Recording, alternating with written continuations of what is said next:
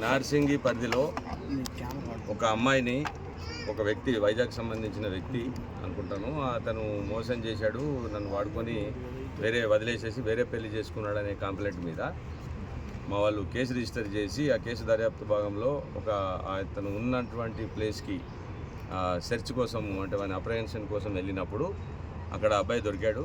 ఆ అబ్బాయి పేరు సంపత్. వాళ్ళకి సంబంధించిన బ్రదర్ ఇల్లు షణ్ముఖ్ అని, అతను ఒక యూట్యూబర్ అని చెప్పి తెలిసింది. వాళ్ళ ఇంట్లో వాళ్ళ బ్రదర్ ఉన్నప్పుడు అతను పట్టుకోవడం జరిగింది. దీనికి సంబంధించినటువంటి అమ్మాయికి సంబంధించినటువంటి 420, 376 కేసులతో పాటుగా సెర్చ్ అండ్ సీజర్లో భాగంగా దొరికినటువంటి ఎన్డీపీఎస్ కంటెంట్కి సంబంధించిన సెక్షన్లతో పాటుగా కేసు చేసి రిమాండ్ చేయడం జరుగుతుంది. సార్ సెర్చ్ సమయంలో ఇక్కడ షణ్ముఖ్ కూడా ఉన్నాడు. సో షణ్ముఖ్ ఉన్నాడు, అది ఇంకా వెరిఫికేషన్ చేస్తూ ఉన్నాము. ఇన్వెస్టిగేషన్లో నెక్స్ట్ వచ్చిన దాన్ని బట్టి అదంతా ఇంకా ఇన్వెస్టిగేషన్ జరుగుతూ ఉంది. అదంతా మీకు క్లియర్గా క్లారిటీగా ఇన్వెస్టిగేటింగ్ లేదు ఇప్పుడు ఏమి ఇంకా మేము విచారణ దశలో ఉంది కాబట్టి తర్వాతనే అన్ని డీటెయిల్స్ చెప్తాం. ఓకే.